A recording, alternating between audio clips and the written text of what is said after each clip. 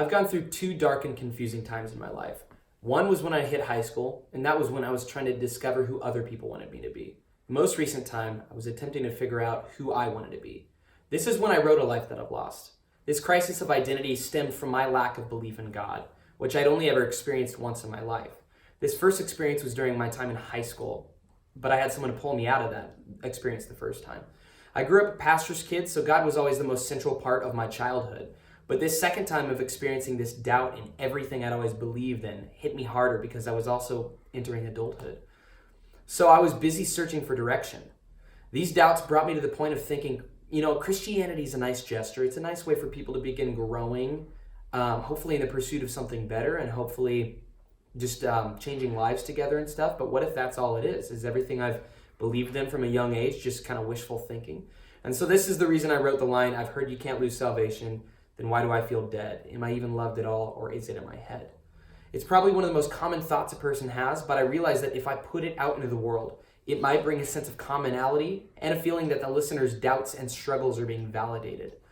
This song is a declaration of the state I was in, of running from help because I'd been burnt in the past, of pushing myself from situations because I felt they would only solve things a short while, and of struggling with my own identity, because when all the distractions faded away, I didn't really like who I was. So a life that I've lost refers to the life I felt I used to have that no longer could be achieved. I always thought I knew where my life was headed until I didn't. And in that moment, I began chasing the peace and contentment of a life that I had before, while simultaneously running from all the things that held me back in my childhood. Because this pursuit was so counterproductive, I ran into every single hardship I possibly could have run into. That was in love and relationships, and I just began to run away from it entirely. And that wasn't even just romantically either. That was with God, with family, with friends. I began to just isolate myself, when in reality, all I really had to do was open my eyes and see the steps I needed to take right there in front of me. But I was just always so focused on not letting what was behind me catch up to me.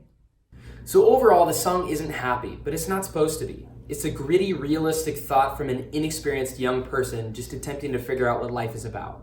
And that's why we wrote the rest of the album, as an opportunity to share these experiences in facing these just crazy struggles head on.